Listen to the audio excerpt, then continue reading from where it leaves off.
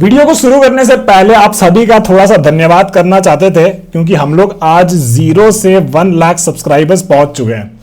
इस चीज को करने में 2 साल लग गए और लगभग 750 से 800 वीडियोस लग गए। और बेसिकली मैं तो शॉर्ट वीडियो तो बनाता नहीं हूं, लगभग लॉन्ग फॉर्म ही वीडियोस बनाता हूं। तो बहुत मेहनत लगी है और फाइनली हम लोग वहां पे हैं जहां पे हमारे पास 1 लाख लोग जुड़ चुके हैं।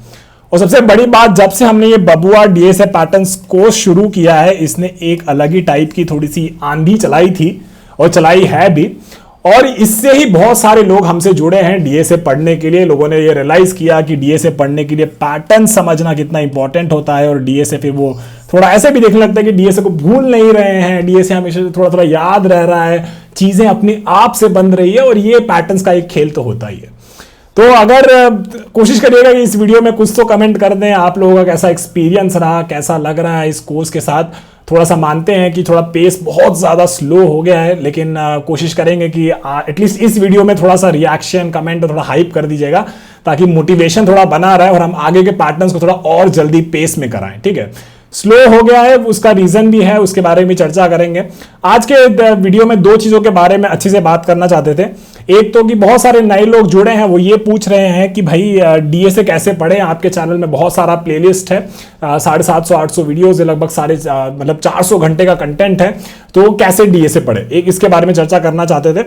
और थोड़ी सी एक चीज इसके बारे में चर्चा करना चाहते थे कि कोडिंग के जो इंटरव्यूज होते हैं, मतलब कोई भी आप इंटरव्यू में अगर सेलेक्ट हो जाते हैं, ठीक है, मतलब आजकल तो सिलेक्शन होना भी बहुत मुश्किल हो गया है, लेकिन अगर सेलेक्ट हो जाते हैं तो किस चीज के बारे में आपको ध्यान रखना है, उसके बारे में चर्चा करेंगे। तो पहले बात कर लेते हैं कि इस चैनल से डीएसए कैसे पढ़ें। इसके बारे में हम लोगों ने और भी वीडियोस में बात किया है, लेकिन आशा करेंगे कि ये वीडियो आप तक पहुंचा हो और इस वीडियो से भी आप समझ लें कि इस चैनल से डीएसए कैसे पढ़ना है आपको। ठीक है, डीएसए पढ़ने के लिए क्या होता है कि कोई बच्चा है जो है बेसिकली एक कॉलेज में जाता है, ठीक है, तो वो बेसिकली उसका फर्स्ट ईयर जो है चालू हो गया है ना। तो फर्स्ट ईयर वाला बच्चा क्या करता है, वो बोलता है कि हम है ना भैया C और C++ सीखे हैं, ठीक है, और उसने बस थोड़ा सा एरे डिक्लेरेशन, ये सारी चीज, वेरिएबल डिक्लेरेशन और ये सब बेसिक चीजें किया है। अब फर्स्ट ईयर का बच्चा जो है ना, फर्स्ट ईयर में ही आपको बहुत सारा चीज करना है, क्योंकि जो आज का समय है, समय बहुत खराब चल रहा है, सीधी बात है। और खराब समय चल रहा है तो मतलब आपको जो है डबल मेहनत करनी पड़ेगी। ठीक है, अब बच्चा जो है फर्स्ट ईयर में हो, सेकंड ईयर हो, थर्ड ईयर, फाइनल ईयर, कोई भी हो, उसको क्या करना है, उसको हर दिन थोड़ा सा डीएसए करना है, डेटा स्ट्रक्चर्स एंड एल्गोरिथम्स करना है। और इसका मतलब ये नहीं है कि भैया लिंक लिस्ट में हेड में एक नोड लगा देते हैं, टेल में एक नोड लगा देते हैं तो इससे मेरा डीएसए क्लियर हो गया। इसको डीएसए नहीं कहते हैं। डीएसए का सीधा एक बात है कि आपको जाना है और लीड कोड में बहुत सारे प्रॉब्लम्स लगाने हैं और अच्छे से लगाने हैं और इस तरीके से लगाने हैं कि वो प्रॉब्लम्स आपको बाद में भी याद रहे। ये आपका सच है, यही आपको फॉलो भी करना है। जब भी आप डीएसए के बारे में हम चर्चा करते हैं तो डीएसए कैसा होता है कि आपकी जो भी जर्नी है, कॉलेज की जर्नी है, आप कोई कॉर्पोरेट में चले गए, वहां पे जॉब कर रहे हैं या फिर फ्रीलांसिंग कर रहे हैं, कुछ भी कर रहे हैं, आपको हर दिन जो है थोड़ा सा डीएसए करना है। तो आपका जो भी 4 साल का जर्नी होगा, 3 साल का जर्नी जो बच रहा है या 2 साल का जर्नी बच रहा है, आपको हर दिन थोड़ा सा डीएसए करना है। आप ऐसे नहीं सोच सकते हैं कि हम डीएसए को भैया ये 60 दिन में खत्म कर देंगे या 90 डेज में खत्म कर देंगे। वो पढ़ाने वाला खत्म कर सकता है मे बी, लेकिन आपको जो है हर दिन डीएसए प्रैक्टिस करना पड़ेगा। ठीक है, ये बात बहुत जरूरी है, इस चीज को समझना बहुत जरूरी है। अब दूसरी बात करते हैं कि इस चैनल को डीएसए कैसे पढ़ा जाए। ठीक है, तो सबसे बेसिक चीज जो होता है टाइम एंड स्पेस कॉम्प्लेक्सिटी। ठीक है, ये चीज जो होती है ये आपको समझना बहुत जरूरी है, एकदम अच्छे से समझना जरूरी है कि इसका मतलब क्या होता है। अब ये जो कोर्स है, ये कोर्स हमने लगभग 60% पढ़ाया है, इसका 40% अभी बच रहा है और हम अभी कोई प्रॉमिस नहीं करना चाहते कि ये इस कोर्स कब खत्म होगा। उसके बारे में बाद में हम देखेंगे कि ट्राई करेंगे कि जल्दी से जल्दी खत्म करें। लेकिन टाइम एंड स्पेस कॉम्प्लेक्सिटी जो एक कोर्स होना चाहिए या फिर जो एक चीज होनी चाहिए, ये आपको सबसे पहले पता होना चाहिए। अब दूसरी चीज आ जाती है एक प्रोग्रामिंग लैंग्वेज की बात, है ना। तो प्रोग्रामिंग लैंग्वेज का देखो क्या होता है, इंटरव्यूज पर्सपेक्टिव से भी थोड़ा सा बात करते हैं। देखिए प्रोग्रामिंग लैंग्वेज में क्या होता है कि आपको जो है ना ये C और ये C++ तो आना ही चाहिए। अब ऐसा क्यों बोल रहे हैं आप, ऐसा भी बोलेंगे भैया आपने जावा में सारे प्रॉब्लम्स कराए हैं, अब आप ऐसा क्यों बोल रहे हैं कि C++ भी आना चाहिए। क्योंकि कोई भी इंसान जब कॉलेज जाता है ना, तो ये पहला चीज होता है, ये पहला प्रोग्रामिंग लैंग्वेज होता है जो वो पढ़ता है। तो इसीलिए इंटरव्यूअर्स भी थोड़ा सा ऐसा एक्सपेक्ट करते हैं कि इसको C और C++ तो एटलीस्ट आती ही होगी। उसके अलावा जो है आप एक प्रोग्रामिंग लैंग्वेज चूज कर सकते हैं, जावा हो गया, पाइथन हो गया, या फिर और भी कोई एक गो लैंग हो गया, या फिर जावास्क्रिप्ट हो गया। इसके अलावा एक प्रोग्रामिंग लैंग्वेज कोई एक चूज कर लीजिए। एक और रीजन हम आपको ये भी देते हैं, देखिए C और C++ में क्या होता है ना, ये थोड़ा सा जो ये जावा और पाइथन है ना, उससे थोड़ा सा लो लेवल है, ठीक है, एक्चुअली में लो लेवल नहीं है, लेकिन थोड़ा सा उससे कम है या थोड़ा सा लो लेवल है। अब इस लो लेवल का मतलब क्या है उसके बारे में थोड़ी चर्चा कर लेते हैं। जावा में क्या होता है, बहुत सारी चीजें बाय डिफॉल्ट रहती है, गार्बेज कलेक्शन, पॉइंटर वॉइंटर कुछ नहीं होता, मेमोरी मैनेजमेंट कुछ नहीं करना पड़ता।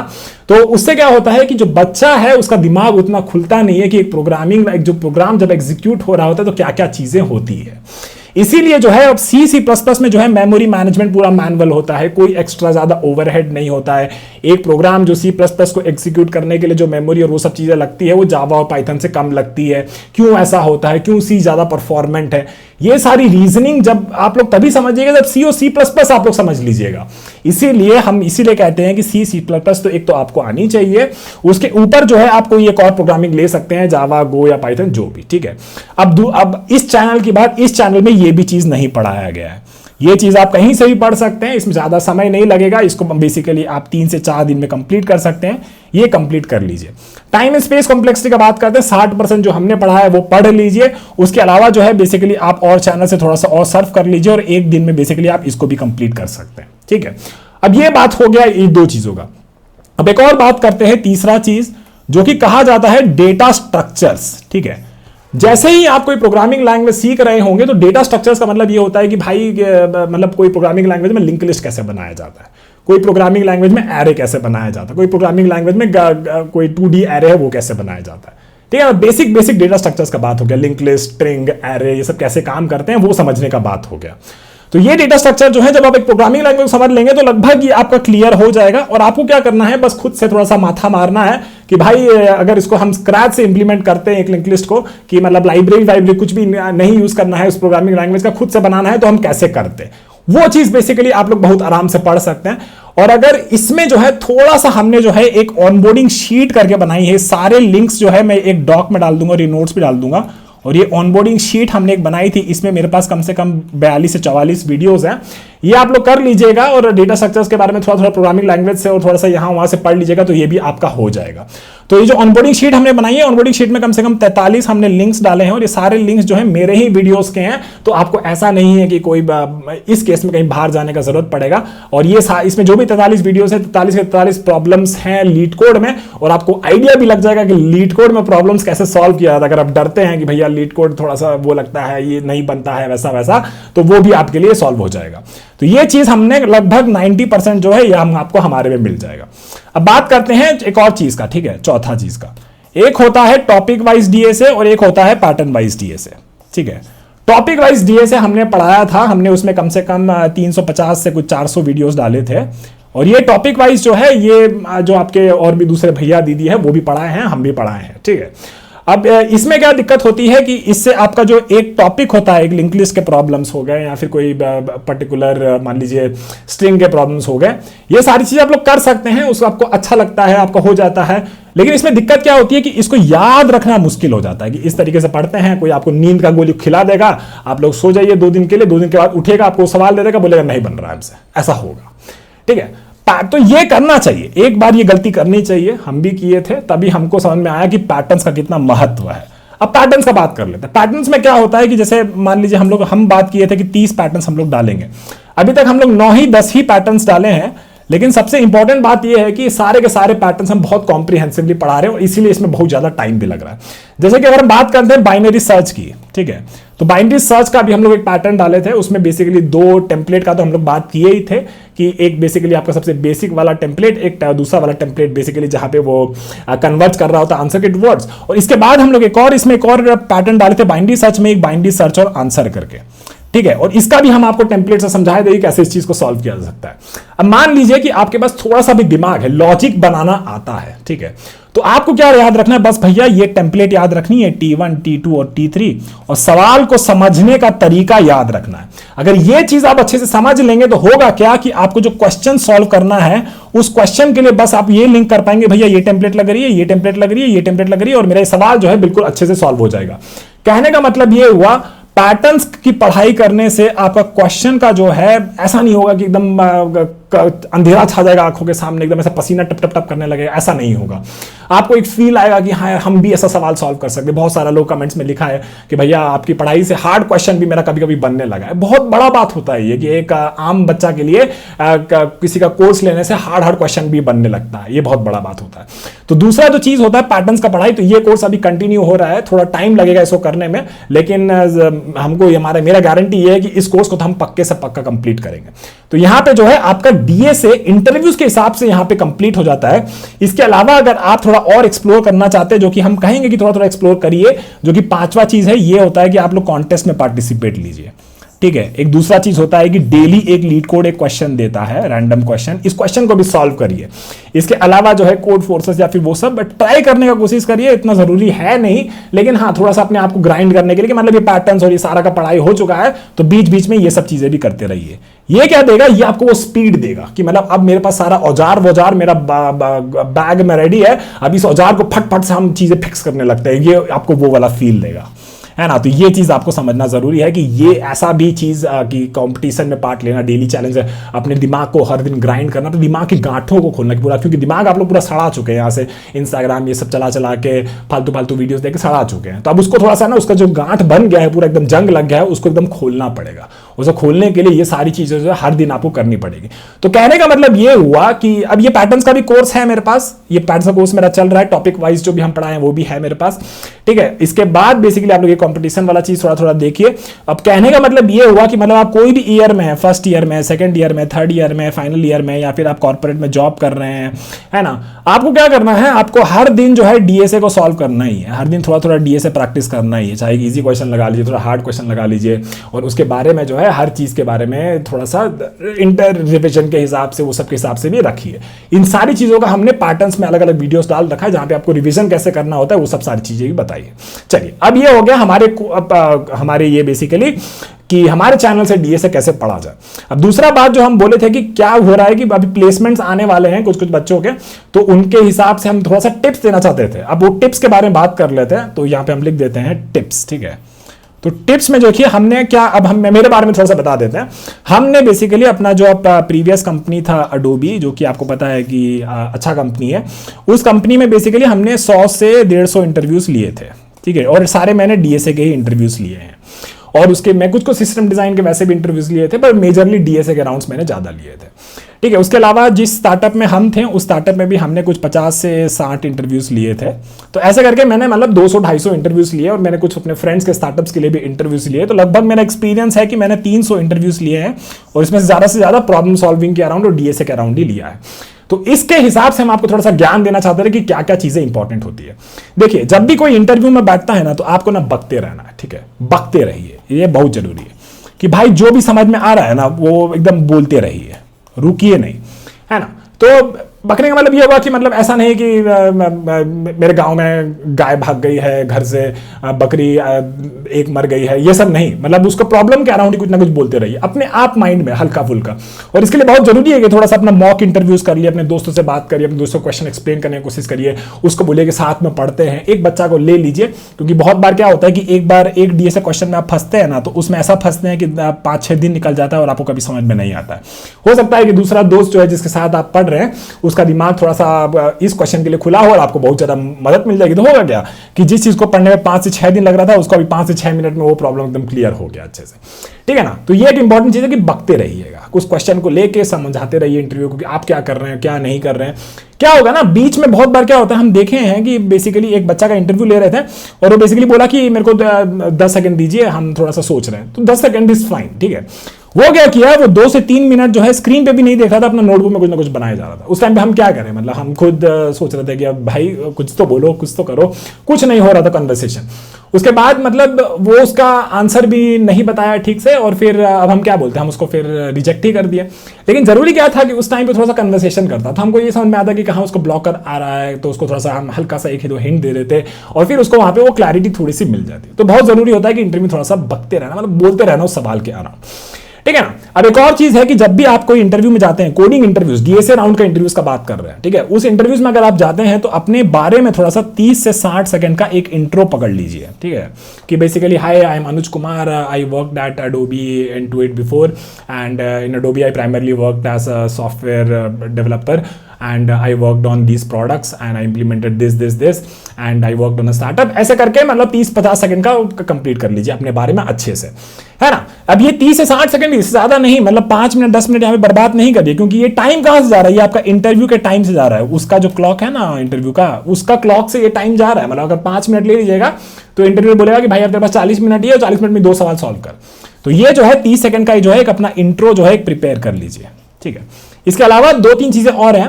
एक है कि बेसिकली अपना जो है कि आप जब भी इंटरव्यू में बैठे हैं और कोई आपको सवाल दे रहा है तो अब उस सवाल के अराउंड बहुत सारी चीजों के बारे में बात होगा, है ना। जब भी आपको कोई सवाल देता है तो उसके क्या क्या करना है उसके बारे में थोड़ी सी चर्चा कर लेते हैं।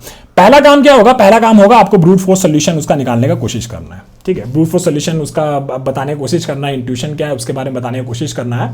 ब्रूट फोर्स सोल्यूशन अपने वो इंटरव्यू को बताइए, क्योंकि इतना तो मिनिमम वो आपसे एक्सपेक्ट कर ही रहा है। फिर क्या बोलिए, आप अपने इंटरव्यू को पूछ लीजिए कि भाई ब्रूट फोर्स वाला जो चीज है उसको कोड करना है क्या, ठीक है। और आपको अगर मान लीजिए कि उसका सोल्यूशन अच्छे से आता भी है तो भी ना थोड़ा सा घुमा फिरा के पहुंचिएगा वहां पे, नहीं तो वो बोलेगा कि भाई तेरे को तो सोल्यूशन आता ही था ये सवाल का, अपने बीच में तो कुछ डिस्कशन हो ही नहीं पाया, आपको भगा देगा, है ना। इवन दो आपको सवाल का जवाब आता है तो भी भगा देगा। तो इस चीज का भी थोड़ा सा ध्यान रखना है। तो ब्रूट फोर्स का थोड़ा सा सोचिए, वैसे मतलब थोड़ा सा टाइम लीजिए और समझिए कि क्वेश्चन क्या पूछ रहा है। इनपुट आउटपुट को बहुत अच्छे से समझिए, बार बार और इनपुट मांगिए उससे, अगर आपको नहीं समझ में आ रहा है। जब तक क्वेश्चन क्लियर ना हो तब तक आगे ना बढ़िए। उसके बाद जो है ब्रूट फोर्स के बारे में बात करिए, ठीक है। ब्रूट फोर्स ऐसे हो जाएगा तो इंटरव्यू को फटाक से पूछ लीजिए, क्योंकि टाइम कम है, 45 मिनट में आपको 2 क्वेश्चन सॉल्व करना है ना। 45 मिनट में 2 क्वेश्चन सॉल्व करना है तो ब्रूट फोर्स का मतलब उसको पूछ लीजिए, भाई बता तो दिए ही, आप कोड करना है क्या इसका, तो मतलब वो अगर बोल देगा कि कोड करो तो कोड करना, और अगर नहीं बोलता तो नहीं करना, ठीक है। अब कोड करते टाइम और ब्रूट फोर्स के टाइम, ये दोनों चीजों के टाइम आपको एक चीज का ध्यान रखना है कि जब आप कोड कर रहे हैं, ठीक है, तो कोड करते करते तब भी बोलिए कि बेसिकली ये डिक्लेयर कर रहे हैं, इसके लिए अच्छा वेरिएबल का नाम, कोडिंग कन्वेंशंस अच्छा होना चाहिए। इसीलिए हमने जो भी वीडियोस डाला है ना, तो आप लोग बहुत लोग बोलता है कि भैया क्या यार 1 घंटे 2 घंटे का वीडियो डालते रहते हो, 1 घंटे में तो मतलब 5 मिनट का वीडियो वहां देखे थे और नहीं समझ में आया, बट ठीक है उतना देखा कोड कर देंगे। हम भैया 1 घंटे का वीडियो इसलिए डालते हैं क्योंकि इसमें सारा चीज का क्लैरिटी देते हैं कि क्वेश्चन का जो है बेसिकली एक एंतरा पंतरा जो है आपको अच्छे से समझ में आ जाए। उसके बाद जो है हम आपको जब इंट्यूशन समझा रहे होते हैं, थ्योरी समझा रहे होते हैं, उस थ्योरी में भी आपको एक एग्जांपल से बहुत बढ़िया से ड्राइव करके दिखाते हैं। उसके बाद जो है हम कोड कराते हैं, ठीक है, खुद से लाइव कोड करते हैं लीड कोड में, और लाइव कोड करते टाइम बेसिकली वापस से 2-3 एग्जांपल्स के लिए ड्राइव करवाते हैं। और ऐसा ही आपको इंटरव्यू में भी करना है, लेकिन वो तो हम आपको जब समझा रहे हैं तो आपको इतना टाइम ले रहे हैं। लेकिन यही 1 घंटे का जो वीडियो हम डाले हैं, इसको आपको ट्राई करना है कि 20 मिनट में अपने इंटरव्यूअर को ये चीज पूरा का पूरा एक्सप्लेन करके दे दे। जैसा हमने 1 घंटे में समझाया है वो पूरा आपको 20 मिनट में आपके अपने इंटरव्यू को समझाना है, ठीक है ना। तो ये चीज के बारे में समझना बहुत जरूरी है। कोड करते टाइम भी बेसिकली कोड कर रहे हैं, जैसे अलग अलग फंक्शंस में बना दिया है, उस फंक्शन को ड्राइव कर लीजिए, फंक्शन को ड्राइव कर लीजिए, बता दीजिए कि फंक्शन सही चल रहा है, और फिर उसके बाद जो है ओवरऑल सोल्यूशन को उस तरीके से समझा दीजिए। मेन चीज यही है, कोड करते टाइम भी आपको बोलते रहना। उसके बाद जो एक सबसे इंपॉर्टेंट चीज आती है टाइम एंड स्पेस कॉम्प्लेक्सिटी, ये सबसे जरूरी पार्ट है। बहुत लोग होता है कि मतलब कोड कर दिया, बोला कि यही सबसे एफिशिएंट था, यही चीज हम पढ़े थे और ये हम बता दिए, ऐसा नहीं होता है। आपको बताना पड़ेगा कि भैया ये सॉल्यूशन जो है, जो हम ब्रूट फोर्स वाला जो ये बनाए हैं, ठीक है, और ब्रूट फोर्स में मान लीजिए कुछ टाइम एंड स्पेस कॉम्प्लेक्सिटी लग रहा था। अब आप जो ऑप्टिमाइज सॉल्यूशन बताए हैं उसमें बेसिकली कितना टाइम और स्पेस कॉम्प्लेक्सिटी लग रहा है, और कैसे वो अपने आपके ब्रूट फोर्स सॉल्यूशन जो आप लोग पहले बताए थे उससे बेटर है। बहुत बार क्या होगा, आपको यह भी ट्राई करना है कि जो आप ऑप्टिमाइज सॉल्यूशन की तरफ जा रहे हैं, ठीक है, आप ऐसा पढ़िए, पढ़ते टाइम ऐसे तरीके से पढ़िए कि क्या था इसका ब्रूट फोर्स, उस ब्रूट फोर्स में ऐसे क्या क्या ऑप्टिमाइजेशंस किए हैं, O1 O2 O3, और जिससे हमको ये ऑप्टिमाइज सॉल्यूशन मिला है। ये होता है परफेक्ट फ्लो। परफेक्ट फ्लो का मतलब क्या हुआ, हम उसको ब्रूट फोर्स समझाएं, उससे थोड़ा बात किए कि ब्रूट फोर्स में ये दिक्कत है, यहां पे हम ऑप्टिमाइजेशन कर सकते हैं, यहां पे स्कोप है, और उसके बाद फिर जो है हम उसको ऑप्टिमाइज सॉल्यूशन के बारे में समझाएं कि ऐसे भी शायद कर सकते हैं, फिर उससे बोलें कि what do you think about it. इस तरीके से जब डिस्कशन होगा ना तो वो इंटरव्यूअर को बहुत अच्छा लगेगा। तो कहने का मतलब ये हुआ कि आपको थ्योरी तो बहुत अच्छे से होना ही चाहिए, उसके साथ साथ आपका कोडिंग भी बहुत अच्छे से होना चाहिए। और कोडिंग में भी आपको ये सारी चीज एक्सप्लेन करनी है। तो बेसिकली अगर कोई भी दूसरा इंस्ट्रक्टर को भी अगर आप फॉलो कर रहे हैं तो मेक श्योर करिए कि ये दोनों चीज जो है आपको उससे बहुत अच्छे से समझ में आ रही है। कितना अच्छा बात होगा यार अगर मेरे ऐसा कोई सीनियर या फिर और दूसरे कोई यूट्यूबर है जो कि अच्छे से कोड करके समझाते हैं और बेसिकली आपको आइडिया लग जाता है कि भाई इसके पास 300 इंटरव्यूज का एक्सपीरियंस है और इस तरीके से ये एक्सपेक्ट करता है। तो मतलब यही बात होगा कि बाकी कंपनीज भी जो है वो इसी तरीके से एक्सपेक्ट कर रही है आपसे और आप उसको देख रहे हैं, मतलब 400-500 प्रॉब्लम्स इसी तरीके से सॉल्व करते हुए देख रहे हैं। तो आपको भी ये समझना चाहिए कि हमें आपको भी वैसे ही करना है इंटरव्यूज में, ठीक है ना। तो ये तो होगी उसके बारे में बात। अब देखिए एंड में क्या होता है, जब इंटरव्यू खत्म होने वाला होता है तो दो चीजें होती है, ठीक है। एक तो होती है कि वो बोलता है कि भाई आपको कुछ क्वेश्चंस हैं क्या, तो आप लोग बोल दीजिएगा ना कोई क्वेश्चन नहीं है, हम तो इंट्रोवर्ट है, नहीं पूछते, हम मस्त डीएसए का सब प्रॉब्लम आप जो दिए जब फट से सॉल्व कर दिए दोनों, चल अब हमको जॉब ऑफर कर दे। ऐसा नहीं होगा। उसके बाद जो है अब बेसिकली अब जो है ना वो चेरी ऑन द टॉप वाला बात होता है। यहां पे जो होता है आपको बेसिकली कुछ ना कुछ क्वेश्चंस प्रिपेयर करके रखना है। भाई जब भी किसी कंपनी का इंटरव्यू में जा रहे, गूगल में जा रहे, उबर में जा रहे, थोड़ा सा 3-4 चीजें देख लीजिए कि गूगल किस किस चीजों पे काम कर रहा है, अभी कौन सी लेटेस्ट टेक्नोलॉजीज जो हैं बेसिकली उसमें उसने महारथी और वो सब चीजें कुछ बनाई हैं, वो सब चीजों के बारे में पढ़िए। कहाँ बेसिकली गूगल का डायरेक्शन किस डायरेक्शन में जा रहा है उसके बारे में थोड़ा सा समझिए। और बेसिकली क्या होगा, इन सब चीजों के अराउंड थोड़ा सा क्वेश्चंस पढ़ बनाने का कोशिश करिए और वो इंटरव्यू को पूछिए। अब ऐसा मत पूछ लेगा भाई तेरा सैलरी कितना है, ए भाई तेरा कल्चर कैसा है, तेरा मैनेजर तेरे को मारता है क्या, ये सब चीजें मत पूछिएगा भाई, बहुत खराब लगता है ना। अच्छा सवाल पूछिए, मतलब ऐसा पूछिए कि मतलब I recently heard about this and that, so which are the teams are working on this, ऐसा करके थोड़ा अच्छे से सवाल को फ्रेम करके पूछिए।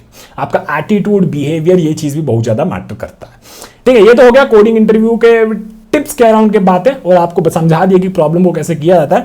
अगर आपको अभी भी समझ में नहीं आया तो आप कोई भी मेरा लेटेस्ट पैटर्न्स का कोई भी एक वीडियो एक प्रॉब्लम को उठाइए और वहां से उसको देख लीजिए, तो आपको बहुत अच्छे समझ में आ जाएगा कि हम क्या कहना चाह रहे हैं, ठीक है ना। तो इस वीडियो में ज्यादा कुछ ऐसा बात नहीं करना चाहते थे, इन सब चीजों के बारे में बात करना चाहते थे। और भी कुछ चीजें हैं, मतलब हाँ एक और चीज के बारे में बात करेंगे, प्रोजेक्ट्स, ठीक है ना।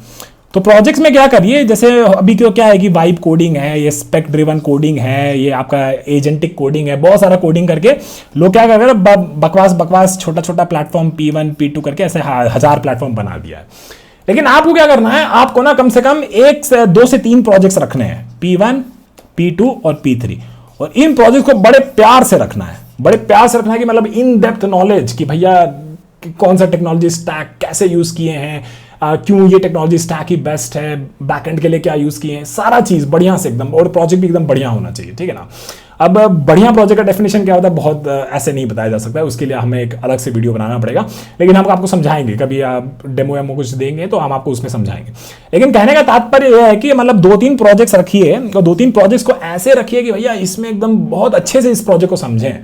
एआई ने किया है काम, लेकिन हमको सारी की सारी चीजें पता है इस प्रोजेक्ट के अराउंड। ऐसा 2-3 प्रोजेक्ट बहुत अच्छे से रखिए, क्योंकि उस प्रोजेक्ट पर डिस्कशन हो सकता है। आप लोग एक और चीज क्या करनी है, मतलब जनरली जैसे कि बोला जाता है कि आपका एक गिटहब प्रोफाइल अच्छा होना चाहिए, जैसे आपका एक लिंक्डइन प्रोफाइल अच्छा होना चाहिए, है ना। लिंक्डइन प्रोफाइल हो गया, और कौन कौन सा प्रोफाइल हो गया, और भी जो पोर्टफोलियो वेबसाइट है, ऐसा करके 3-4 चीजें तो है जो आपको चाहिए ही चाहिए होती है, ठीक है। ये 3 चीज तो आपको करना ही है। अब क्या है कि बेसिकली ये जो प्रोजेक्ट्स है ना P1 P2 और P3, जरूरी नहीं है कि ये होस्टेड ही हो, ठीक है, इनको होस्ट किया हुआ ऐसा जरूरी नहीं है। आप लोग क्या कर सकते हैं, इन P1 P2 P3 प्रोजेक्ट्स का एक बढ़िया से वीडियो बना सकते हैं, और वीडियो में बेसिकली रिकॉर्ड कर लीजिए कि इसमें आप लोगों ने क्या क्या बनाया है, और ये वाला जो प्रोजेक्ट है ना इसका बेसिकली वीडियो जो है अपना पोर्टफोलियो में डाल दीजिए। बहुत आसान होगा यार, रिक्रूटर को जिसको भी आप भेज रहे हैं उसको बस क्या करेगा, वो वीडियो को प्ले कर लेगा, आपका वॉइस सुन लेगा, समझ लेगा कि बंदा प्रेजेंटेबल है, मतलब समझ में आता है, कॉर्पोरेट में एडजस्ट हो जाएगा, उसको तरीका पता है बताने का कि भाई प्रोजेक्ट कैसे बनाया था और क्या क्या फीचर्स डाले हैं, क्या बढ़िया चीज है इसमें, वो सारा चीज को एक्सप्लेन करना आता है, उतना ही बहुत है। और यही चीज पे भी बेसिकली डिस्कशन भी हो सकता है कभी कभी इंटरव्यू में, जब उसके पास थोड़ा सा टाइम ज्यादा बच गया हो, आपने दोनों डीएसए के सवाल लगा लिए हो 45 मिनट में, तो प्रोजेक्ट पे वो थोड़ा सा डिस्कशन कर सकता है। मेक श्योर करिएगा कि वहां पे बेसिकली आपको नहीं रिजेक्ट कर दे कि बेसिकली ये चीजें आपकी रेडी नहीं थी, ठीक है ना। तो ज्यादा नहीं बात करना चाहते, वापस से सभी लोगों को बहुत बहुत धन्यवाद कि बेसिकली आपने हमको यहां तक पहुंचा दिया, जहां पे हमारे पास 1 लाख लोग हम लोग से जुड़ चुके हैं। और बेसिकली कमेंट कर दीजिएगा कुछ भी, थोड़ा सा एंगेजमेंट बढ़ाइए, थोड़ा सा हमको भी मोटिवेशन मिलेगा कि और ज्यादा वीडियोस और ये सारी चीजें बनाते रहें आप सभी के लिए, और इस कोर्स को भी बहुत जल्दी फिनिश करें, जो कि एंड में अगर ये कोर्स रिकॉर्ड हो गया और कुछ ऐसी प्लेलिस्ट जो डीपी ग्राफ जो कोई भी इतना मतलब अच्छे से इतना ज्यादा नहीं पढ़ा है, हम अगर पढ़ा देंगे और कंप्लीट हो जाएगा तो बहुत लोगों की प्रॉब्लम जो है सॉल्व हो जाएगी। तो बस थोड़ा सा एंगेजमेंट देते रहिएगा। चलिए मिलते हैं सभी को, बहुत बहुत धन्यवाद, बाय।